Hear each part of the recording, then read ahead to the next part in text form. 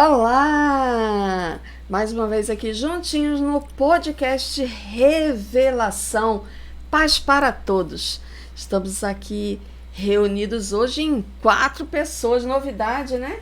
Quarteto fantástico, pelo jeito aqui. Vai sair muita coisa boa, hein? Hoje Olá, né? Tânia, tudo então, bem? Ao meu lado, o meu amigo, meu irmão José Cleveson. Olá, pessoal. Paz para todos. Estamos aqui mais uma vez em mais um super podcast para você, Revelação. E como a Tânia falou, temos convidados. Pois é, hoje temos 2 convidados, uma duplinha dinâmica aqui, um casal 20. Casal 20. Né? Aqui pra gente falar de um tema, né, que com certeza vai te interessar, você que é pai, você que é mãe, você que é jovem, adolescente. Vamos falar de games. E aí? Os games, afinal, são do bem, são do mal, né? E para isso trouxemos aqui jovens que são atuantes na área. Trouxemos aqui a Tabata Diniz, que é presidente da Federação de Esportes Eletrônicos do Rio Grande do Norte, ok? E também o Renan Diniz, que é CTO, né, da Digicom. Então vamos lá, né? Vou começar aqui com uma matéria. Vamos ler juntos aqui uma matéria, tá? O link da matéria vai estar aí na descrição do vídeo, se você quiser ler em casa também depois. Mas é um tema assim que tem tudo a ver com o que a gente quer conversar aqui, o que a gente quer refletir, né? Ruminar aí sobre esse tema que é muito importante. Então, o videogame no limite entre o bem e o mal, né? É uma matéria da Veja Saúde, né? E o que diz aí pra gente? No dia 13 de março de 2019, 2 ex-alunos, um de 17 e outro de 25 anos, invadiram uma escola estadual em Suzano, São Paulo, e armados com revólver, machado e coquetel molotov, mataram 7 pessoas e feriram outras 11. A polícia ainda investigava o motivo do massacre quando o vice-presidente da República, Hamilton Mourão, já apontava um culpado. A nossa garotada é viciada em videogames violentos. No dia seguinte, fãs de jogos eletrônicos protestaram: somos gamers e não assassinos. 5 meses depois, a tragédia se repetiu nos Estados Unidos. Foram 2 ataques com armas de fogo que terminaram com 31 mortos e 67 feridos, ok? E aí vai aqui a matéria, né? Vou colocar os trechos mais importantes e relevantes para o nosso bate-papo. Segundo a Associação Americana de Psicologia, né, baseado em mais de 100 estudos, concluiu que jogos de guerra, luta, tiro podem estimular a agressividade.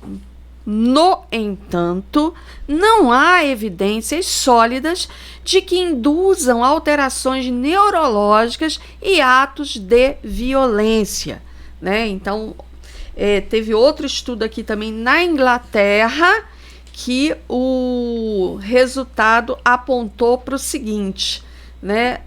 Não há ligação entre games violentos e agressões físicas na vida real. Mais de 1.200 estudantes de 2 a 15 anos, né, participaram aí dessa pesquisa, né?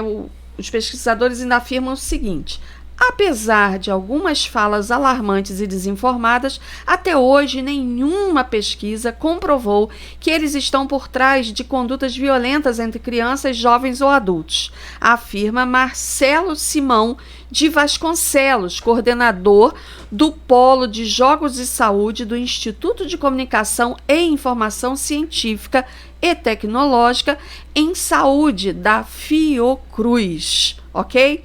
E aí vai aqui, continua a discussão, né? E mais à frente o psicólogo Cristiano Nabuco de Abreu, coordenador do Grupo de Dependências Tecnológicas do Programa Integrado dos Transtornos do Impulso do Instituto de Psiquiatria do Hospital das Clínicas de São Paulo, concorda que não dá para brincar com o assunto. Não é adequado submeter uma criança ou um adolescente a horas e horas de jogos violentos. Um dos efeitos disso é criar a noção de que o uso da violência é justificável na resolução de conflitos, avalia. Se a participação dos games em episódios de agressividade ainda é alvo de polêmica e estudo, há cada vez mais consenso entre profissionais de saúde de que tempo demais com joystick tende a virar um problema sério, ok? E aí vai aqui mais a matéria e eles chegam aqui a uma conclusão de que o ideal é que haja o quê? O equilíbrio, né? Na infância, menos é mais. Até os 2 anos, a Sociedade Brasileira de Pediatria prescreve tolerância zero para telas e joguinhos. Nada de TV, videogame ou galinha pintadinha, diz a médica Evelyn Eisenstein. De 2 a 5 anos, 1 hora por dia no máximo e com supervisão de um adulto. De 6 aos 11 anos, 2 horas e olhe lá. De preferência, programas educativos como Vila Sésamo, Castelo Rá-Tim-Bum. Recomendo o psiquiatra Ricardo Krause, da Associação Brasileira de Neurologia e Psiquiatria Infantil. A partir dos 12 anos, o limite são de 3 horas. Virar à noite, em hipótese alguma, frisa. Ok? Então, vamos lá. Baseado nisso, né, fica aquela dúvida. E aí, Clepson, você tem filhos adolescentes. Como que você lida, como que você faz esse equilíbrio em relação às telas, aos games? Você tem alguém em casa? Uma das meninas lá gosta dos games, joga? Acho que melhor começar por mim, né? Não vou acusar ninguém sem antes de me olhar no espelho. Tabata, Renan, que bom que vocês estão aqui. Essa é uma situação bastante polêmica, né? Não a pacificação como a gente já conseguiu ver aí na reportagem e em outras reportagens que a gente consegue ir aos poucos lendo, assimilando conhecimento e tudo mais. Eu vou falar de mim, Tânia. Na minha época que eu era criança, que eu era menino, que não existia Super Nintendo, que era uma evolução... Nossa, como eu tô velho. Então era fliperama. A gente ia lá comprar uma fichinha para jogar o fliperama. O verbo foi comprar uma ficha para jogar fliperama. E o fliperama, naquela época que eu jogava, né, aquela máquina gigante com aquela televisão de tubo de 20 polegadas, 30, nem sei o tamanho, só que era gigante, eu era um menino, ficava ali embaixo do controle ali e eu tinha que comprar uma ficha. E para comprar uma ficha eu precisava de dinheiro. Eu trabalhava não, mas eu tinha um lanche. Então eu deixava de lanchar para poder jogar fliperama, pinball ou um joguinho lá de um bonequinho, um guerreirozinho samurai que saía destruindo. Eu lembro até... Nossa, a musiquinha tá até aqui agora nesse momento. E assim... mas hoje em dia, evidentemente que era uma diversão aquilo, era um entretenimento. Foi da primeira revolução da era dos games, antecedia o Nintendo, antecedia o Odyssey, né? E depois, muito tempo depois, foi PlayStation, essas coisas mais modernas. E naquela época, fazendo um paralelo com os dias de hoje,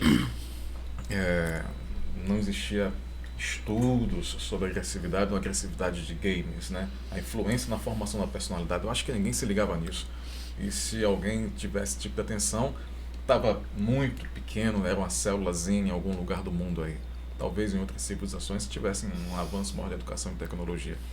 Mas eu lembro que eu passava fome, aspas, deixava de lanchar, para comprar aquela fichinha e jogar. E eu ficava muito chateado se eu não conseguia zerar o jogo. Acho que ainda se fala isso, né, Renan? Sim. Vou zerar o jogo? Sim. Cara, eu ficava muito chateado. Vou zerar. Então era uma ficha, 2 fichas, 3 fichas. Vamos substituir ficha por lanche. Era um lanche, 2 lanches, 3 lanches. Então era a semana todinha sem lanchar para tentar zerar o jogo. Até que um belo dia minha mãe descobriu isso bem. Não preciso dizer qual foi a consequência. Na outra semana eu voltei a lanchar. Acabou o fliperama ali naquele momento. Mas hoje em dia, lá em casa, como é que funciona lá em casa? Tem uma menina de 23 anos e outra de 12.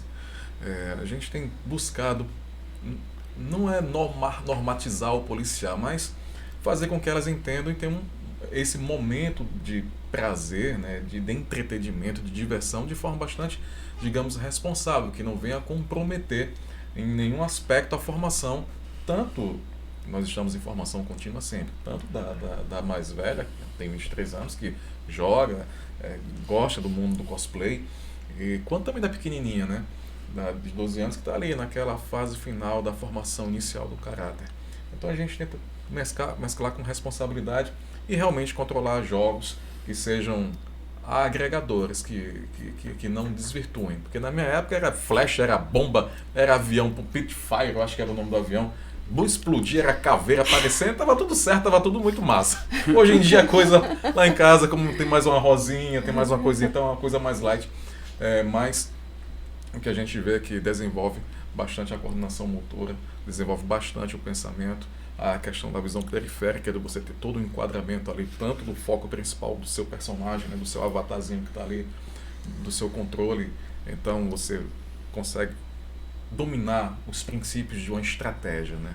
E o jogo, na verdade, é estratégia. Então você se habitua a conseguir pensamentos diversos. Inclusive aqui na matéria que eu li assim só, né, bem alguns tópicos nessa própria matéria, alguns psicólogos dizem que os games eles servem até para melhorar aquela deficiência, déficit de atenção, né, o TDAH, não é isso? Atenção e hiperatividade. Isso, exatamente. Então, os games, eles são uma ótima ferramenta nesse caso. Mas quem pode falar pra gente melhor é quem convive com o pessoal do mundo do game. Não, que tá ali. Antes dela, que é a presidente da federação, eu quero saber dele, porque eu conheço a história, né, desde sempre. O que é Digicom?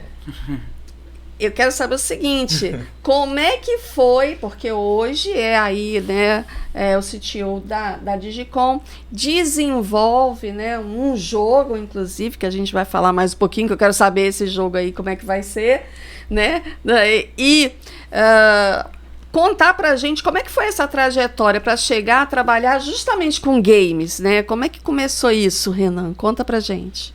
Então, a história é muito longa, né? Se for falar de games, se for falar assim da minha vida com os games, né? A história é muito longa, né? Passei por muita coisa envolvendo videogame. Eu acho que essa história que você contou assim de pequenininho, de deixar de lanchar para comprar ficha, eu passei por isso também. Só que na minha fase não era mais ficha, já era aquela de alugar o tempo, né? Na Lan House? Era nem Lan House ainda, era aquela game que tinha perto, assim, na época era assim, a gente almoçava, isso aí eu me lembro muito bem, tinha uns 7 anos de idade, 8 anos de idade, aí era a gamezinha do lado ali, de onde a gente almoçava. Aí eu guardava um pouquinho de dinheirinho, assim, quando a gente era pequeno não tinha muita condição, assim, financeira. Aí a gente não tinha, assim, de ter sempre o dinheiro do lanche, mas quando tinha, o pouquinho que tinha, eu guardava só pra jogar. Assim, era doido pra jogar, queria jogar sempre. Meu amor de infância sempre foi jogar videogame, sempre, desde pequenininho. Se eu for voltar atrás, acho melhor voltar atrás, assim, desde o início, né? Eu tô contando a fase que parece com a sua, mas voltando desde o início, foi, acho que quando eu tinha uns 5 para 6 anos de idade, acho que tava de madrugada assim, aí meu pai chegou com um Nintendo 64 em casa, assim. Em japonês. Em japonês. Lembra? Fox, sabe? Era Fox. A raposinha falava em japonês. Nossa, já tinha já veio com o Mario e veio com Star Fox, assim, que era um jogo... Star Fox. Que era um jogo, assim, pra mim que... Fantástico. E a raposinha falava em japonês. E era em japonês, era tão assim. engraçado. Eu não entendia nada que tava acontecendo no Só jogo, assim. Da espaçonave. Mas eu tava na espaçonave ali e eu queria passar o dia inteiro naquilo ali. Se deixasse, eu passava 24 horas por dia naquela espaçonave e interpretando aquele japonês. O que vinha na minha cabeça era o que os caras estavam falando ali, o que os personagens estavam falando. E era muito doido o jogo, os caras eram uma raposa, o outro era um sapo, o outro era um falcão, e eles estavam dentro da espaçonave ali fazendo não sei o que, era um negócio surreal. E eu fiquei apaixonado por esse mundo de videogame, né? E não queria sair mais disso, queria viver dentro dos videogames. E quando foi essa fase aí de fichinha, foi de pegar o dinheiro do lanche pra pegar tempo na game, né? E 15 minutos era 50 centavos, aí de 15 em 15 minutos eu até me endividava. O cara da game, eu falava, tem como botar mais 15 minutos?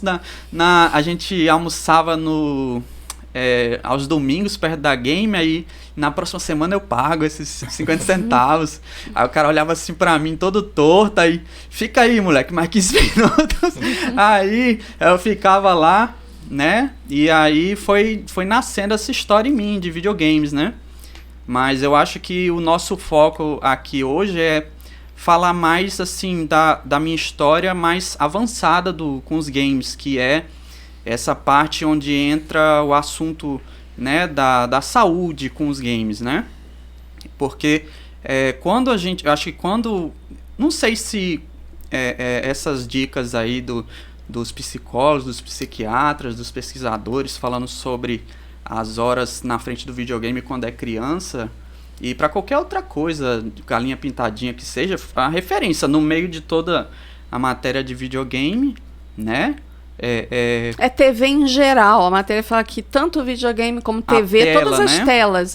O mundo tridimensional ali, a imersão numa outra tela, seja um celular, né? Onde quer que seja, né? Da criança, né? Eu tenho 2 filhos, né? Eles são pequenos ainda, não tem 7. A outra tem 4 anos. Já passou muito por essa fase de galinha pintadinha, não sei o quê. Hoje a galinha pintadinha não faz nem mais sucesso, agora é o Bita, né? É o Bita e os animais, né? É mais Bita e os animais Mas o Rafael já tá ali com Game Boy na mão, já o Rafael joga.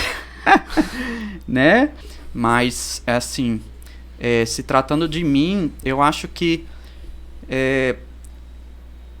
pra mim, na minha concepção, eu acho que esse mundo dos videogames, eu não vou falar de Bita, os animais, não vou falar de galinha pitadinha, não vou falar nada disso. Eu acho que isso é outra coisa, na minha concepção, acho que é outro assunto, é outra matéria. Eu acho que não se envolve, assim, acho que os games, como você falou, é uma coisa que muito mais complexa, que trata a estratégia do cérebro e desenvolve alguma coisa no cérebro. Seja ela, para alguns do contra, violenta, né?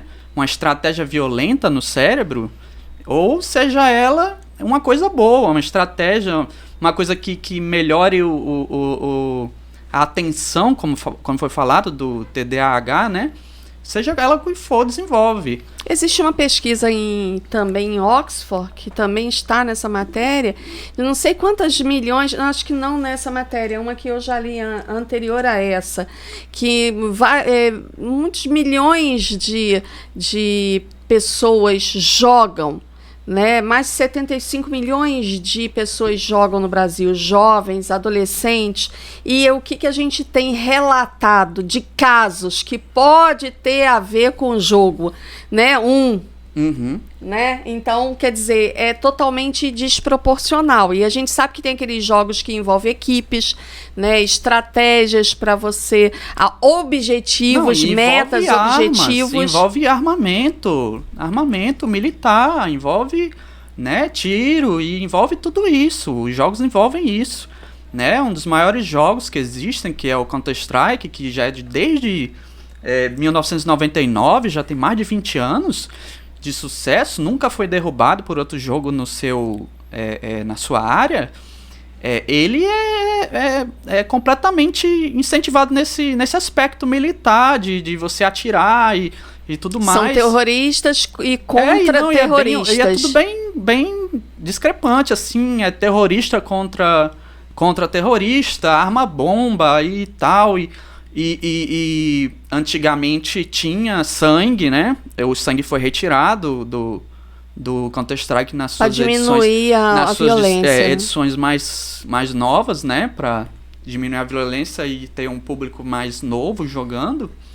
Mas o Counter-Strike, ele Você jogou muito, Joguei né, muito, na infância. joguei E você muito. acha que, de alguma forma, jogar, né, influenciou você a nível de ser mais violento ou menos violento? Você, de alguma forma, nesse sentido? Pelo contrário, acho pra que não, mim, né? Porque você é muito de boa, da eu paz. sempre fui uma pessoa tranquilão. muito muito ao contrário. Acho que jogar pra mim sempre foi uma coisa que me trouxe bem, assim, tá próximo dos jogos sempre me fez bem, sempre no senso de os jogos hoje, eles são mais voltados a você jogar em equipe. A maioria dos jogos hoje que fazem sucesso são jogos em equipe, então ele obriga você a jogar com os amigos, né? Então ele aumenta... Estimula o convívio social, estimula o convívio com os mesmo que amigos, seja, né, no mundo virtual, né? Ele estimula o seu convívio com os amigos, né? Tá jogando junto, tá criar estratégia com os amigos, ele fortalece esse vínculo e tal. Trabalhar em equipe, né? Então... E sobre isso aí a Tabata pode falar, né? Que já entrou bem na área dela. Entrou muito na área dela. Que é a questão da federação aí dos esportes eletrônicos. Fala um pouquinho primeiro, Tabata, como é que tá essa coisa de esportes eletrônicos a nível Brasil, assim? Tá crescendo bastante, né? É uns esportes, a gente chama esporte do futuro, que já é realidade. Mês passado foi incluído na Lei Geral do Esporte, né, sendo reconhecido como esporte, e cada vez mais o número, né, cresce de entusiastas, de praticantes, dos meninos que sonham em viver, né, do seu sonho, de viver do jogo como profissional, e só tem a crescer cada vez mais, é a expectativa. E como que você vê essa relação do game com o bem e o mal? Eu acho que existem 3 pontos aí que tem que ser observados, né? Acho que primeiro tudo é a questão do equilíbrio. Principalmente na primeira infância, para a criança, né? É realmente muito importante e fundamental que os pais estejam acompanhando, sim. Né? Que os pais estejam de olho, sim. Até porque os jogos mais sucesso hoje são jogos online, né? Eles estão ali se relacionando com outras pessoas. Então, assim, tudo começa em casa. Né, com você saber o que ele está fazendo, com quem ele está fazendo. Não é proibir. Os jogos, eles têm sim seus lados positivos, eles têm sim seu lado que ajuda, que desenvolve, mas tem que sim que haver equilíbrio e haver acompanhamento dos pais, principalmente. Eu lembro até de uma matéria com a chamada muito apelativa, que saiu alguns meses atrás, né, aqui nos jornais de Natal, que se dizia assim: menino que jogava Free Fire e tentou colocar fogo em casa. E aí, né, a TV me chamou para falar, né, sobre isso, sobre nossa visão. E a gente colocou que, assim, o primeiro aspecto tem que ser abordado aí é a saúde mental. Saúde mental.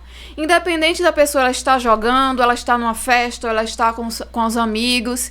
Se ela não está bem na sua saúde mental, ela pode fazer coisas que ela não faria normalmente. Isso em todo e qualquer ambiente. Então, assim, a gente não sabe o histórico daquele garoto, se ele estava em alguma crise, se ele tem algum transtorno mental, o relacionamento dele, a relação dentro de casa, com a família, né? Então é muito mais fácil você, o menino ele joga Free Fire, então isso estimulou ele botar fogo em casa. Isso não existe, né? Isso não existe, porque se fosse assim, a gente teria aí um caso isolado em vários, né? Assim, você não vê todo dia saindo, menino que jogava não sei o quê. São milhares de meninos que jogam Free Fire. Pelo contrário.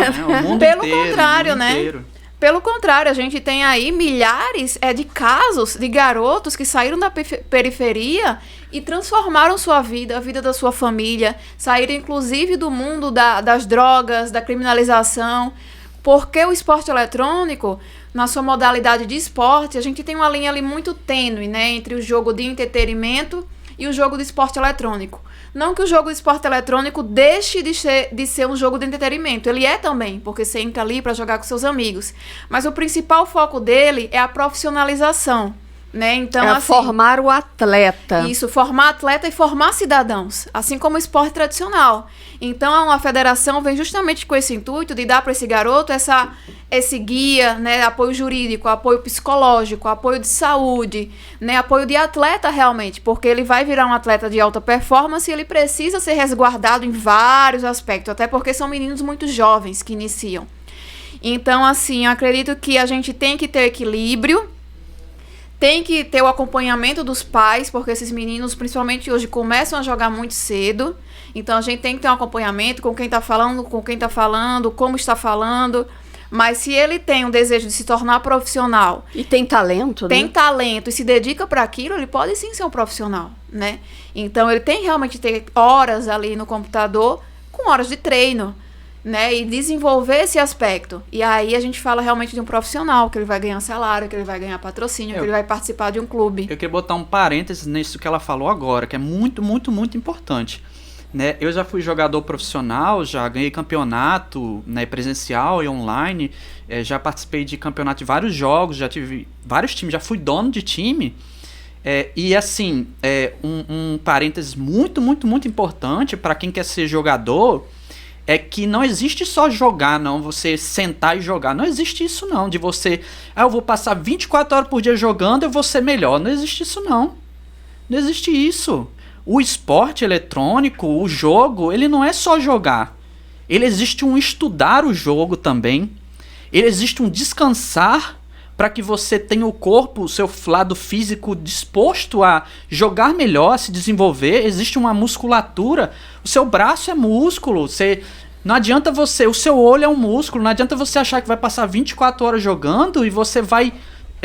conseguir jogar melhor. Não vai, o seu olho ele vai cansar e vai chegar uma hora que você vai perder o reflexo. Hoje tem vários profissionais em volta do atleta, né? Sim. Tem o psicólogo, Sim. tem o fisioterapeuta, Sim, o educador físico. Os times profissionais, né? Hoje eles já percebem que tem todas as áreas de saúde que tem que ser contratadas para que o time seja campeão.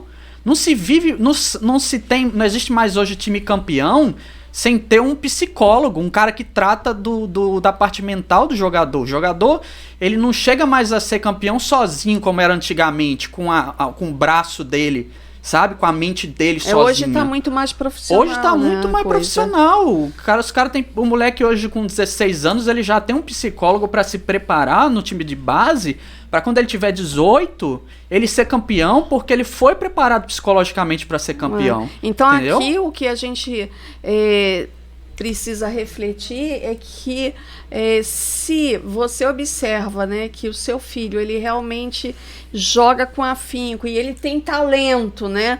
E tem o dom para aquilo ali, é uma carreira que ele pode se destacar tal qual um jogador de futebol. Então, que é uma realidade hoje. Então, por exemplo, alguns anos atrás, quando o Renan era criança, por exemplo, né, não tinha como deixar ele jogar tantas horas, porque, assim, eu que sou a mãe dele, né, gente, eu sou a mãe dele, tenho que confessar aqui que eu desligava. Revelação foi revelada, o grande segredo. Eu desligava, eu puxava da tomada quando ele teimava, porque dava certa hora à noite, poxa, deu, né, 10, 11 da noite, eu tenho horário de dormir, porque tem que acordar cedo, tem que ir pra escola. Então, porque pra mim, naquela época, era só realmente joguinho, era só diversão. Não existia essa coisa do esporte, né? No entanto, ele fala até hoje, poxa, mãe, se eu tivesse treinado mais...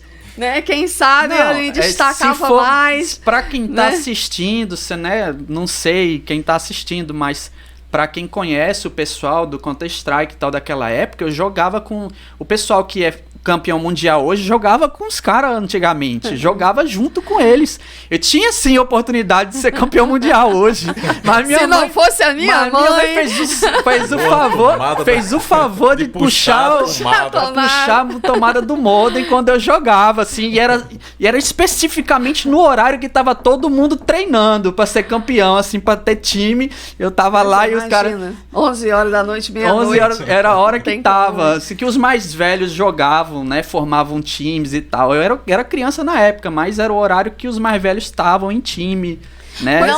Não julgo, porque mesmo hoje em dia, mesmo no cenário, se meu filho quiser fazer, Vai vou puxar apoiar, mas deu 11 horas, só vai treinar de dia.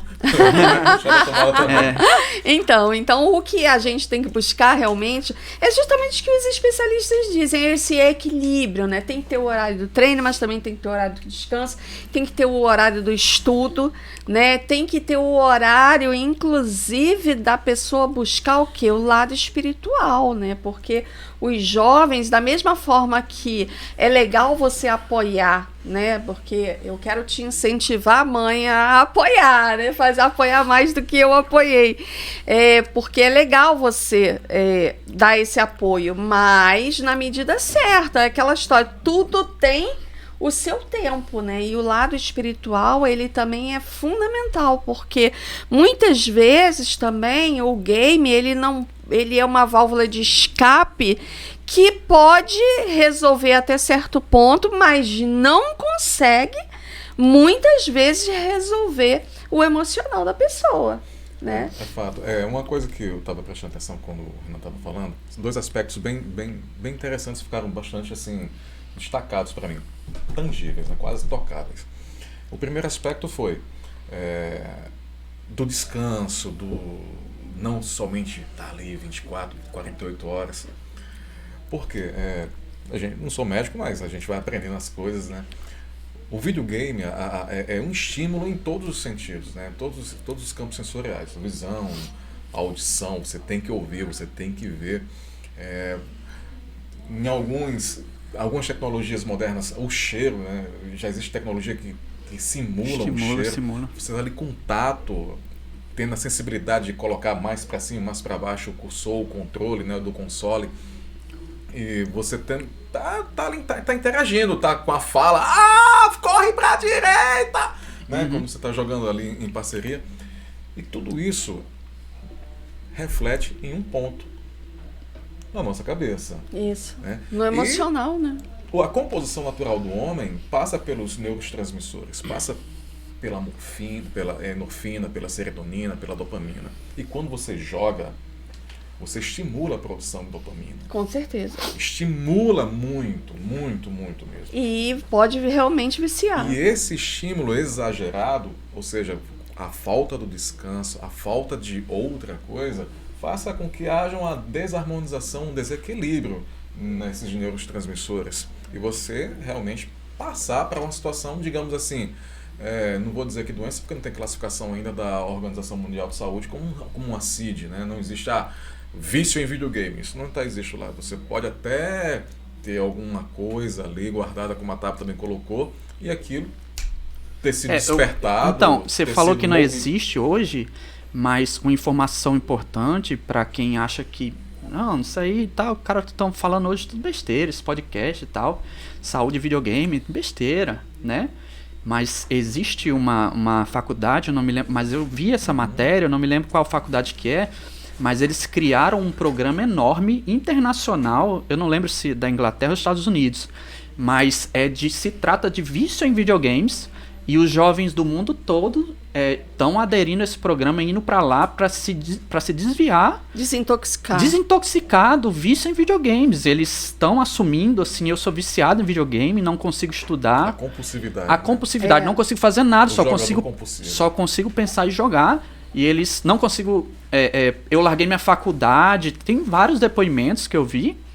E já existe esse programa, então a tendência, né? Porque tendência que evolua isso aí e chega a uma pesquisa, um concreto internacional, com certeza. Porque quanto mais você estimula a dopamina, mais você precisa manter aquele nível. E quando você não tem aquele nível de dopamina... Gera prazer, né? Exatamente. O desafio, a adrenalina, e aí você precisa manter aquele nível de dopamina. O que você vai fazer jogando videogame? Vou jogar mais videogame. Então, assim, a gente tem que ter muito controle realmente com relação em relação ao que eu estava falando antes, em relação a usar como válvula de escape. Eu queria pegar uma ficha para jogar agora. Eu assumo que eu jogo bastante quando tenho liberdade de tempo, e eu queria também jogar mesmo, mas eu também não paro de jogar. Quando o Renan falou foi que da questão de estar campeão, né? Então, estar campeão tem um troféu, e todo troféu ele vem como recompensa. Sim. Então, no ano passado a indústria dos games movimentou, estava batendo 90.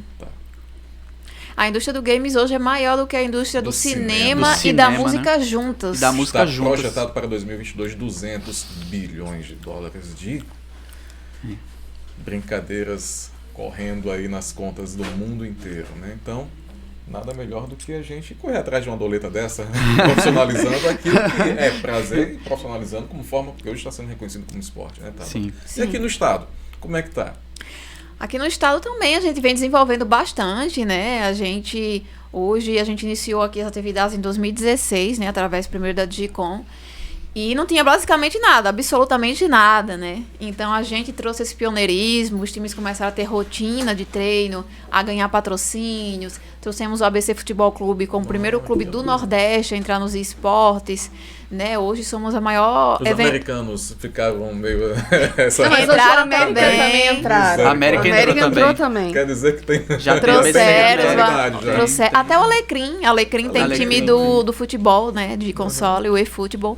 Então, assim, a gente hoje é referência como evento game aqui no Rio Grande do Norte, né?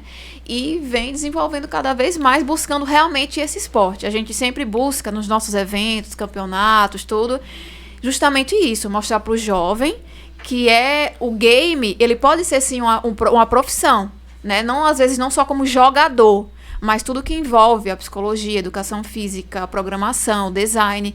Então a gente mostra para o jovem para que ele possa ter um sentido, não ficar ali jogando o dia todo sem sentido nenhum. Sem objetivo. Sem objetivo nenhum. Você está fazendo isso por quê? Sabe, você está perdendo seu tempo, você poderia estar produzindo outras coisas, mas a gente mostra se ele realmente ama aquilo e tem desejo de trabalhar com aquilo, é possível. E a gente tenta mostrar esses caminhos para que ele justamente consiga atingir esse objetivo. Estão aqui 2 jovens que mostram isso claramente, né? Exatamente. Então, o Renan, que hoje é CTO aí da Digicom, produz grandes eventos no estado, né? E agora está produzindo o próprio jogo, né? Aí temos notícia aqui que será o primeiro jogo de esportes, né? Esportes eletrônicos brasileiro. Não é isso? Primeiro competitivo. Fala um pouquinho aí dessa novidade aí. Vai ser violento demais, vai ter sangue, vai ter isso? Não, né? Não. Olha lá, conta aí um pouquinho pra gente aí do Rise, né? Não, o Rise. Pra glória de Deus não vai ter sangue nem nada, mas assim, é lógico que hoje você, para um jogo competitivo, é muito difícil fugir da violência, digamos assim. Não existe muita... Se você tentar botar 2 personagenzinhos junto num jogo competitivo, eles... Você está jogando um contra o outro, vai né? ter que jogar um contra o outro. Tem que eliminar o outro. Tem que ter tiro, existe a palavra eliminação. Você tem que eliminar. Então, neutralizar o inimigo. Neutralizar o inimigo. Mas é um jogo que envolve muita estratégia também. Então, estratégia, equipe, né? E assim, vai barreirar o público do Counter-Strike, do Valorant, né? Do Overwatch, de vários desses jogos que são primeira, terceira pessoa também. Galera que gosta do Free Fire, do Fortnite vai curtir bastante o jogo também. Nosso intuito é dar oportunidade no mercado do esporte brasileiro, né? A gente vai focar muito nos campeonatos no Brasil, né? Fazer grandes campeonatos brasileiros para a galera, desde os jovens mais novos, fazer, né? Campeonato para todo mundo participar, criar essa estrutura, né? Que assim, hoje no Brasil, os grandes campeonatos, tudo que é feito no Brasil, todo o esporte eletrônico no Brasil é de fora. São americanos e são jogos europeus, até jogo da China, que vem e faz campeonato no Brasil, né? E nós queremos valorizar o nosso mercado, né? Então, o nosso jogo, que vai ser o primeiro jogo brasileiro, ele vem com essa proposta de abrir esse mercado dentro do Brasil. E por causa da liga, por você ser jogador, né, há tanto tempo, e por estar nesse ecossistema aí da liga, né, lidando com centenas de jogadores, né, nos eventos, e sabem exatamente quais são as expectativas dos jogadores para um jogo, né? Então, isso eu vejo com muito potencial por Rise. É um grande diferencial, né? Então, é um jogo que é visto pelo lado do jogador. E vejo também muito boa a questão de ser aqui no Nordeste, né? Porque, afinal, vai valorizar, né, muitos amadores desse circuito, não é? e dando a possibilidade deles se profissionalizarem, assim como a Digicom já fez, né? Meninos que começaram a jogar aí na Digicom e que hoje estão no cenário profissional lá em São Paulo, Rio de Janeiro, enfim, nos maiores cenários. A federação vai trazer o jogo que está sendo desenvolvido pelo Renan para... Sim, com certeza. Inclusive, né, a gente quer lançar primeiro o Alpha, né, que é um modo mais fechado, e é justamente através da federação e confederação, né, com os times que são federados, confederados, que vão ter aí o primeiro gostinho aí do Rise. Quer dizer que eu vou ver ABC e América jogando. Fatalmente isso vai acontecer, né? Fatalmente isso vai acontecer. Então, mas é uma questão que a gente tem que trazer para essa nossa conversa, é justamente aquela que me chamou a atenção em relação ao nosso podcast, né, que é saber por essas matérias que muitos jovens usam o game como válvula de escape, às vezes para fugir da sua realidade, às vezes porque a sua realidade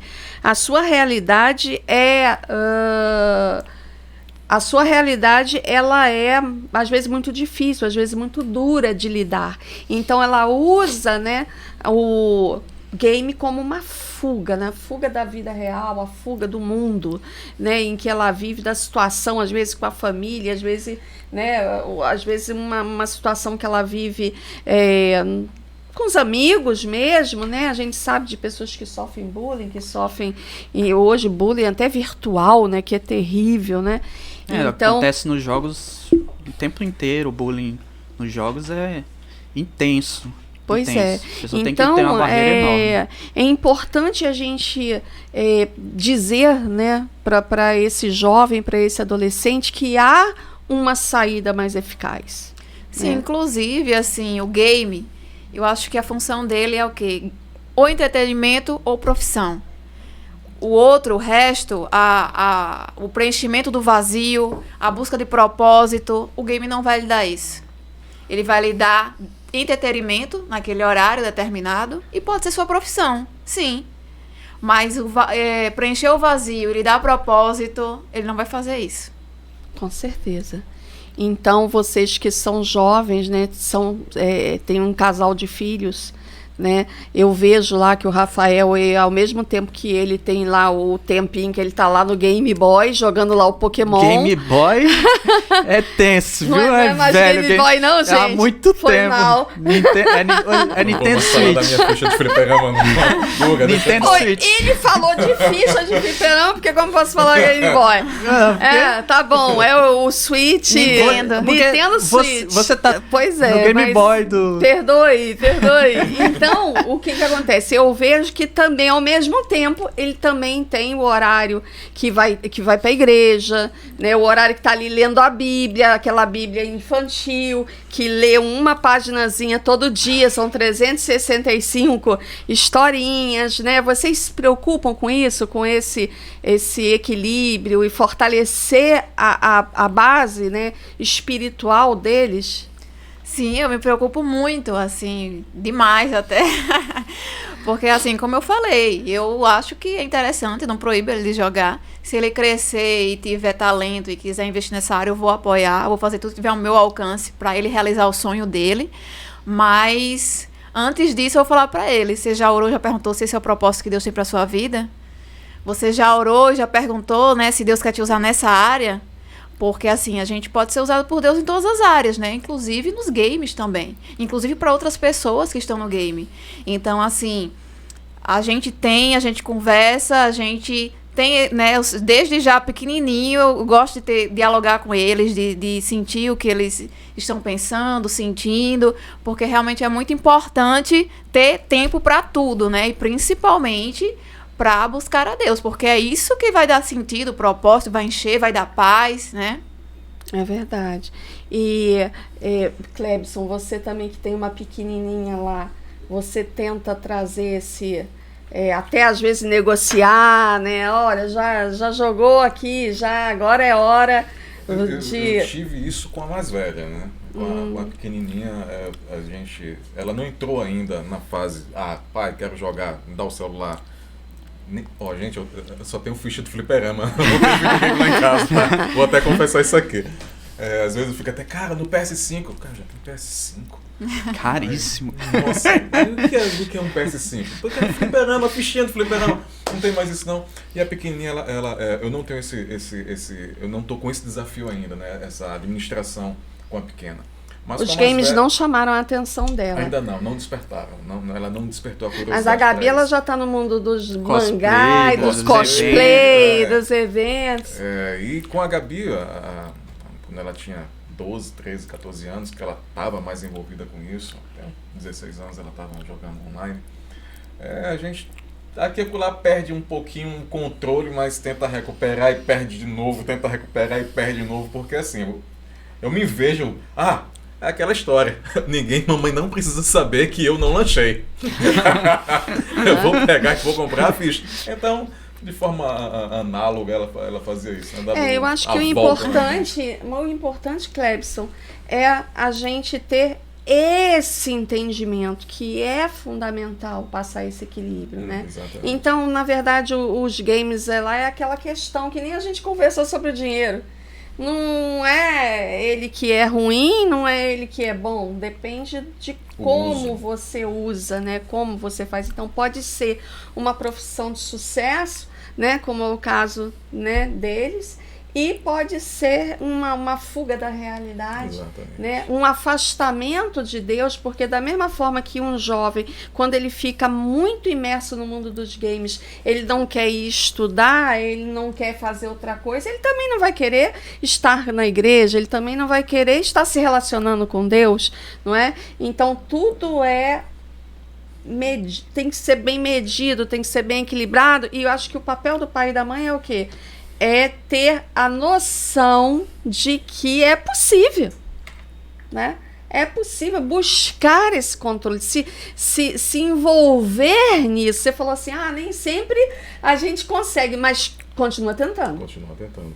Esse é o mais importante. Isso é interessante estar diante de um casal jovem que está no mundo dos gamers como empreendedores, é que agora me veio até na cabeça que há 3 anos atrás, um casal nos Estados Unidos, eles foram condenados a 12 anos, acho que foi no Texas, foi Dallas, depois eu olho e falo com mais precisão. Mas eles foram condenados a 12 anos de prisão porque deixaram os filhos morrerem por inanição, por simplesmente jogarem, os dois jogarem compulsivamente videogame.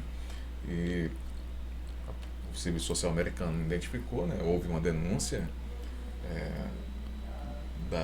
que as crianças não iam mais para o colégio, aquela coisa toda, e quando a polícia chegou lá, os meninos já estavam... Um caso absurdo, né? Terrível. Isso aí já é uma falta... É um distúrbio, né? É um distúrbio, mas aí já é dos pais, né? Os pais.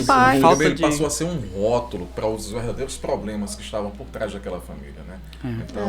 Então, acredito que a revelação que a gente quer trazer, né, essa semana, é isso, é que os pais estejam atentos. Tabata colocou muito bem a revelação dessa semana. Não é? Você não vai buscar no gamer o preenchimento do seu vazio. Você não vai encontrar num jogo o nunca vai preencher da vida. Não vai preencher. Eu posso completar o que ela disse com a minha experiência, né?